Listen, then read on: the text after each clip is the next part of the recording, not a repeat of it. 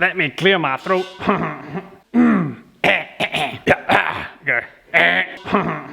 You like that?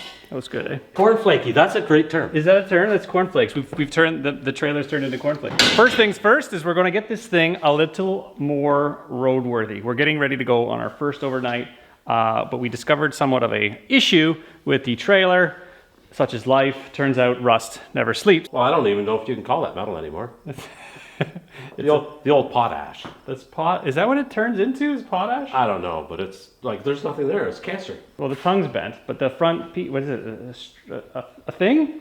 Cross member? A cross member. A cross member is a little rotten. So if you guys don't know, this is my buddy Dennis, and Dennis was involved with the evaporator build. He built the stainless steel pan. So this is punching well below your grade, right? Like this stuff. Oh no, I love metal. Okay, so any kind of metal, I eat it for breakfast. Metal. You teach it like I teach part-time. He teaches part-time at like the local college, community college. It's a trade school. It is a very good trade school. Let's just keep dropping. It's actually one of the #1 trade schools in Canada. So do you think you can teach me anything? Absolutely.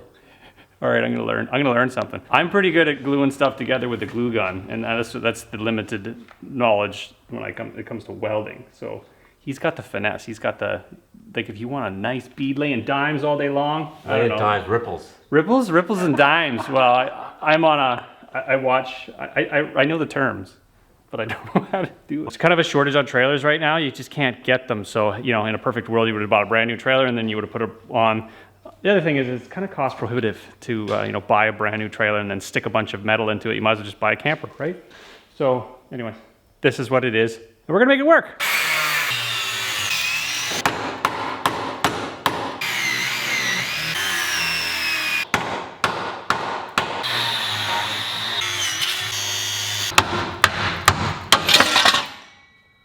There goes one. Take a look at that bend right here. Yeah, she's a little bent. You like cheese? Yes, it's cheesy. That's pretty cheesy. It's kind of like that joke. Well, now we can go ahead. We can start taking this cross member apart. We're going to leave this one in. We're just going to reinforce that one. Sweet.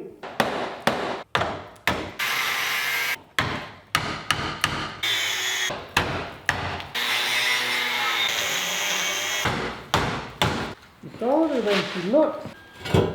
Still have to clean this thing up a little bit, but I was just checking the fit. All right, so bring you guys up to speed. We managed to grind out all the rust. Turns out it was attached better than we thought, but it was all wrecked. So we've got this thing, which is the metal, and it's a new piece that we're gonna put up right up inside there. Gonna tuck it in. This thing was bolted on originally. We're gonna weld the heck out of it, clean all this stuff up, and then yeah, it'll be brand new. And then, like I said before, is we're going to weld up another cross member under there, sister it up to the existing one, make it double strong, and then weld everything together, and then that's not going anywhere.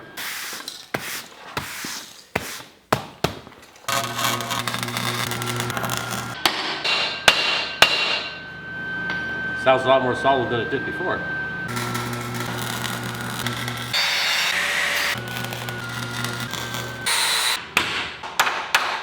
It was that easy to do. It was that easy. It's just Bing, bang, boom. yeah. I mean, probably by the time you put that online, you'll probably have like a start and a finish. Probably like 10 minutes. 10 minutes. I don't think it'll be 10 minutes. It'll probably be like a minute and a half, too. A minute and a half. See how fast it is? Yes. I mean, It's just as easy as that. I mean, all we had was just a quick lunch and then back to it. Eh? That's right. Yeah. So it didn't take that long at all, No. other than it's 4 o'clock on the day. I feel a little bit safer for this thing going down the road. Do you? Yeah, yeah. Well, I don't know about bear country. Hey, could I take this thing bear hunting? I don't know. How far up? Well, I go 3.5 hours north. It should make it. Do you think it'll make it 3.5 hours north? I don't see why not. Well, there you The wheels might fall off, but it'll still be attached to the truck. Go for it. could I strap a bear on the roof? Actually, no. I just put it right Put inside. it inside. Yeah, we gotta renovate the Glamper. It's got bear guts all over it. I mean, put a tarp in it. Oh, okay.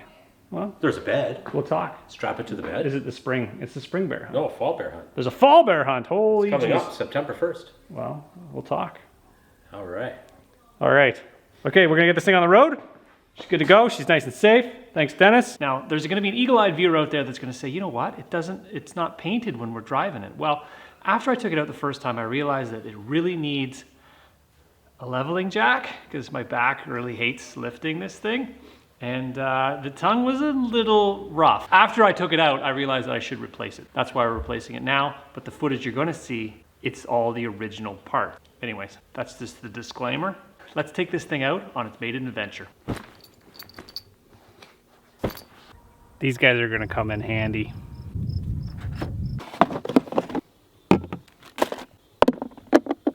So we're heading down the road. We're heading to my my buddy's property. It's about 100 acres, just about 20 minutes or so north of where I am. And so he's got an ATV waiting there for me, which I can just take and then drag this thing further into the bush. He's got a really nice spot there by the creek, and I can just kind of relax and see how this thing works. It seems to be towing pretty good. My gas mileage doesn't seem to be affected at all. It's like it's not even there. It's not even bouncing that much. Maybe the weight and the tongue weight and everything seems to be balanced. Maybe it's a testament to this truck. It's got lots of power. Power! Gotta stop at the stop sign.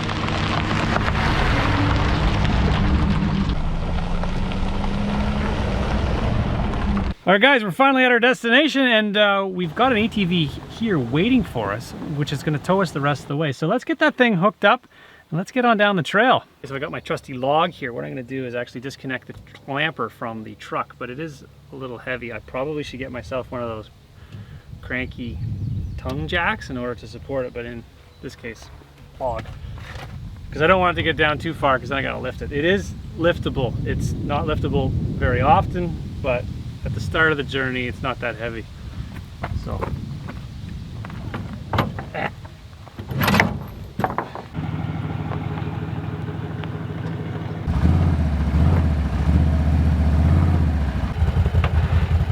Holy. That thing is freaking heavy. It traveled really well, the ATV on the trail. We managed to make it down the trail relatively easy. It pulled really well. It didn't seem to be too heavy. The only thing I was a little bit cautious about was the chimney clearing the trees. As long as you got enough height clearance, you're not kind of ducking into and out of low-lying areas, it seemed to be okay. The reason why I picked the location I did is because it was, you know, directly next to the creek, and so I'd have access to water, and it was sort of pretty. So that's why I decided to camp next to the creek.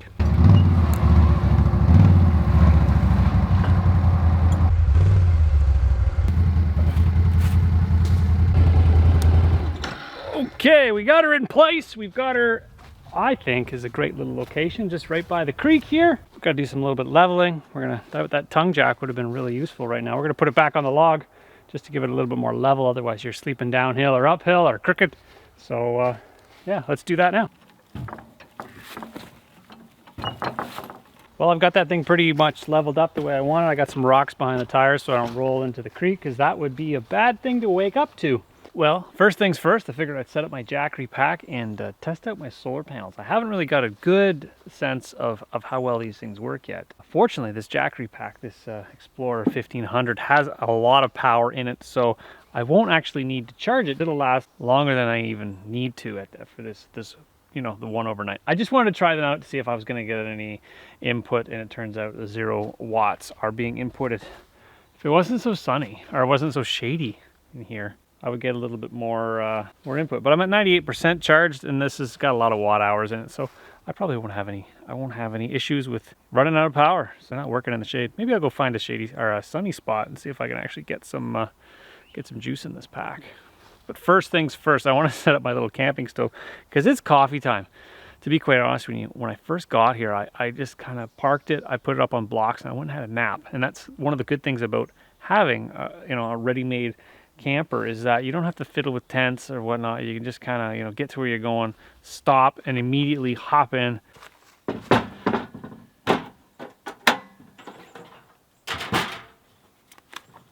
This thing is brand new. I just picked it up for this specific camper. I've never used one before. I hope it doesn't blow up. This is propane, like a little cylinder. Everything's gonna be tie wrapped. Oh, there you go. It's always good to read the manufacturer's suggestions. There is no wind. Discard wind guards? Yep. No, I know. Okay. Take two, Hickey.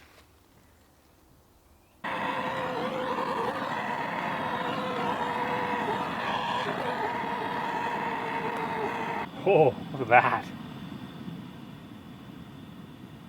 Didn't make any noise at first. That's pretty slick.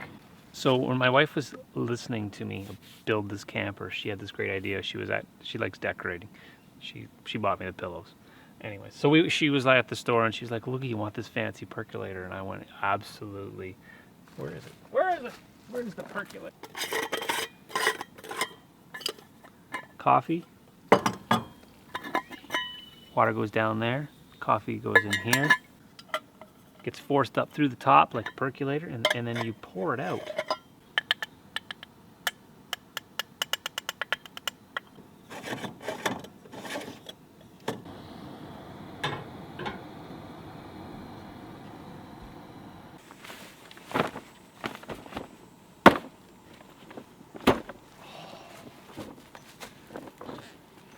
Oh, it's good to sit down, relax, watch my coffee.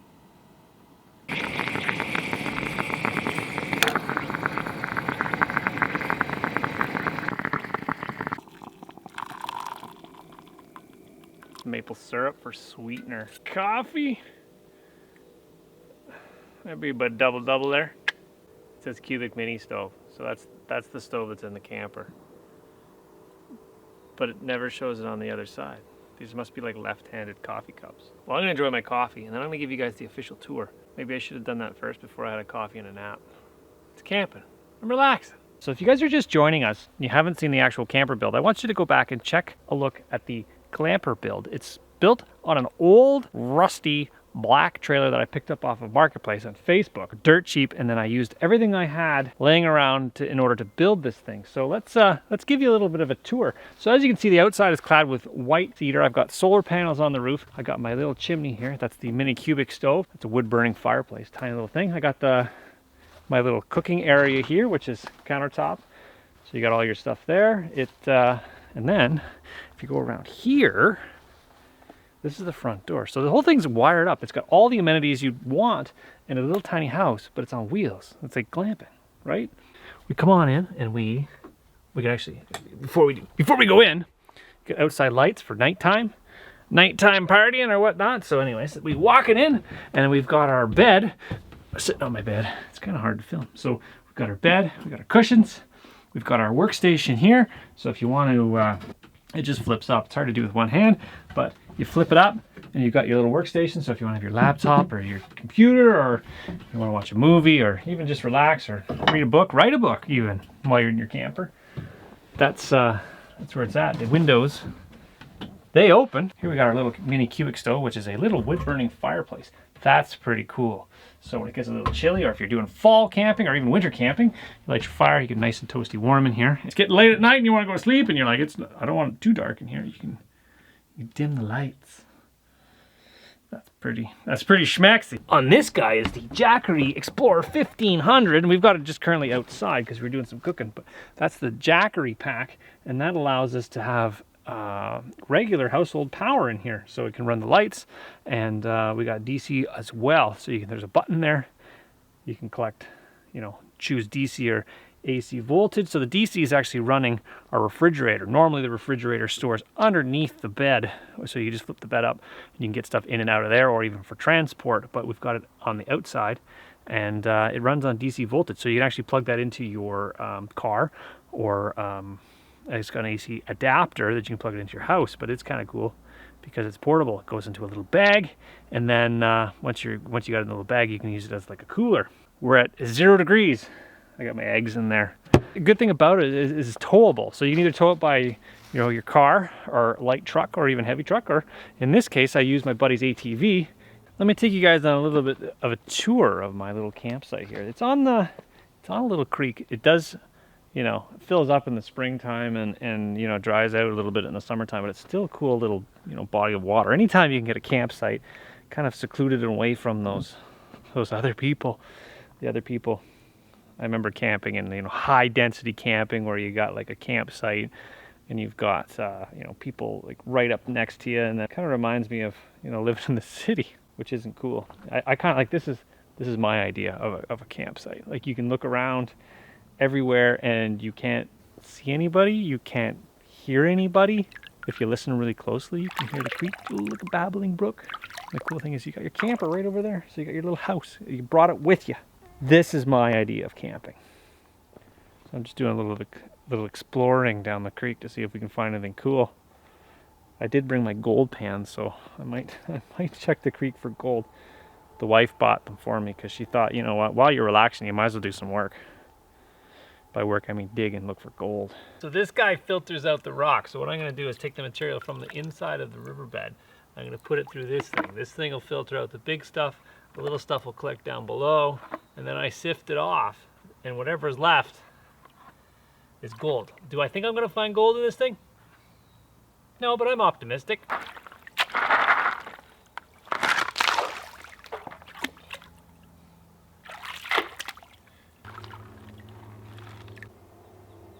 Okay, so once you've got to this stage, what you would do is you would look in these little tiny riffles here, and you would see gold, colored gold. So the reason why the pan's green is because gold actually shows up better. And in this pan, there is nothing. You can look a little closely. If you can see anything. We got some sand. Okay, fourth pan. Because, you know, you can't just do 3, you gotta do 4. So that is my fourth pan. I don't know if you guys can see that. Can you see that? I don't think there's any gold in this creek. Not that I thought there was gonna be gold in this creek, but I wanted to check because I've never been to anywhere where there is gold. So I guess if there was gold, there'd already be people here looking for gold. There's some gold flaky looking stuff, but I think that's what they call fool's gold. Looking for gold and all they found were these pesky diamonds. That's interesting. It's probably a piece of quartz, but my uncle was a geologist and he died when I was really young, so all I got from him was a bunch of rocks. I didn't get any of the knowledge that he, you know, could have passed along probably to the 8-year-old Kevin. Wouldn't have listened anyways, but yeah, that looks like something. It might be a piece of, I'm gonna save it just because it might be a piece of glass. Who knows? I think it's quartz, but I'm gonna hang on to it anyways. Maybe if it's something, I'll let you guys know a little bit. Because look at that. I can't even tell what it is. It's something. While moving these rocks around the river, I kind of remembered there's a guy on Instagram that I saw, and what he did was he took rocks and he stacked them up. I don't know what it's called. Is it rock stacking? You ever seen that sort of thing? Like I've seen the Inukshuks where they, you know, lay flat stones on top of each other and make kind of like a thing. But this guy used more or less round rocks and then stacked them up as high as he could, and they balanced themselves. It was really cool. I think his Instagram was Johnny Stacks Rocks or something. And I looked at the page and I was like, that's pretty cool. So I've always wanted to try it. I should probably start with a rock that's already balanced. And that one's pretty balanced. And then, see this rock? It's got no flat spots on it. Let's see if we can. He just balances them. So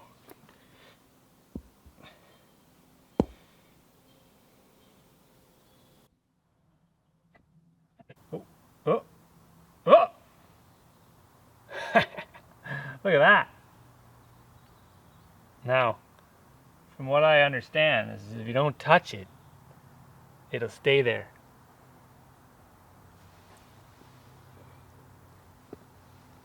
That's pretty cool.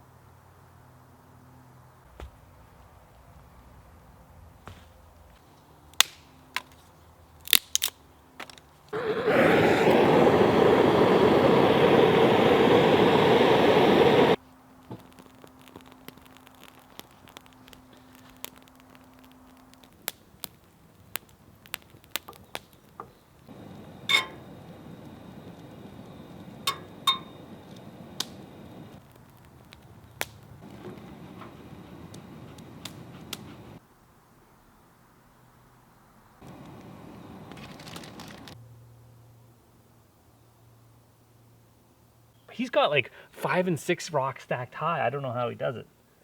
He probably didn't have 3 coffees before he tried.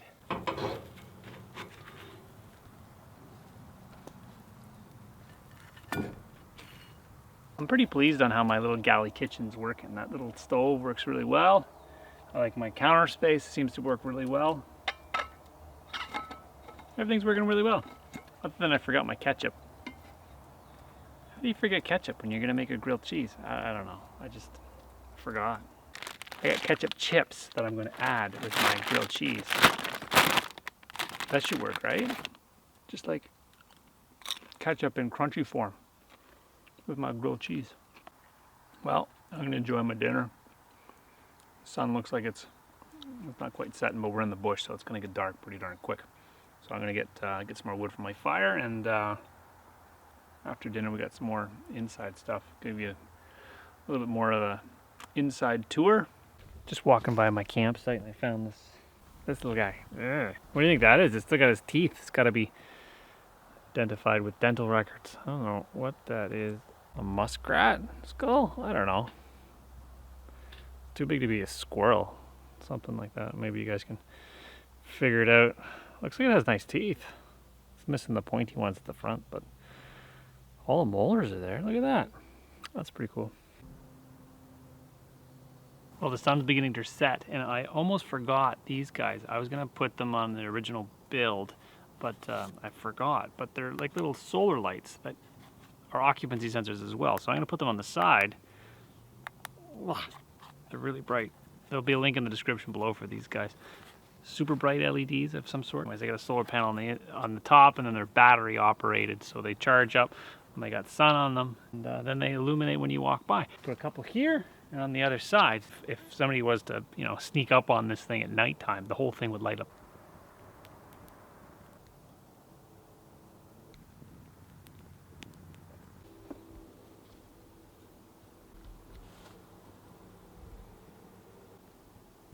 There we go. Yeah, turn right off. The outside lights, don't need those on anymore. As you guys can see, the outside lights just like having a house. Just a little itty bitty house. Let's head inside. Well guys, the sun's pretty much set. That being said, I'm probably gonna head inside, let the fire die down. It's nearly bedtime. I think I'm gonna light a fire to get rid of all the humidity in here. Just a little fire, just take the edge off of it. And I think because it's not getting down to very cold outside, I think just a little bit of a fire and crawl up under my blankets and I'll be good for the night. I'm not gonna leave this thing burning all night because I don't, quite honestly, I think it'll be too warm because it is summertime. But if it was in the fall or the winter, I think no problem. But maybe a little bit of a fire. About this much wood will take the edge off.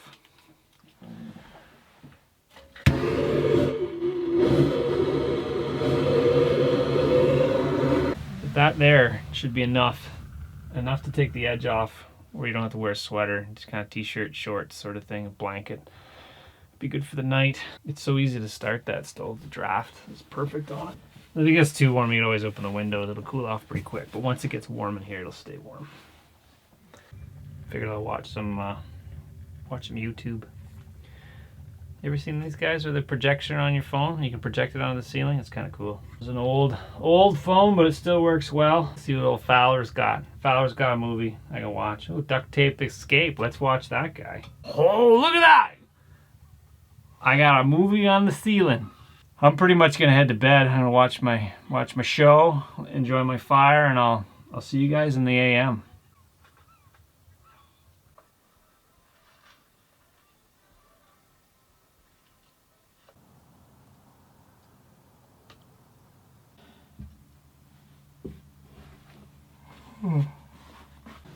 Well, good morning. That was something. I think I got to add something to my list. Overnight it got a little chilly. I had to put my sweater on. I should pack more blankets. That's the first thing on my list. Second thing on the list, smoke detector. That would have put my mind at ease. I let the fire go out because I didn't want it to be burning all night, and it was quite hot. So I let it go out, and I figured it would be warm enough in here to carry on. Oh yeah, curtains. Waking up at the crack of dawn as soon as the sun comes up. I got tons of battery power left. Well, we got enough battery power to turn the lights on anyways. Let's go see what the percentage is. Just out of curiosity. 72%, not bad for, what is it, just over 14, 15 hours sitting around. Obviously that's not, you know, power not on, using it all the time. But battery pack fared well.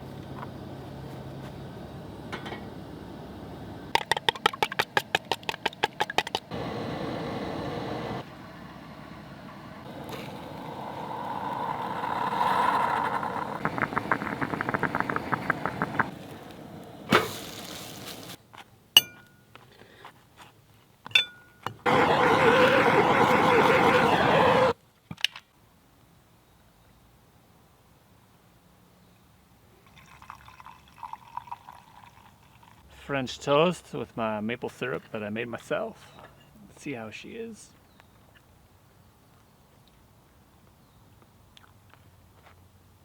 It's good stuff. You guys can't see it in the frame, but my rock that I stood up yesterday is still standing there. It's pretty cool. I'm going to show you.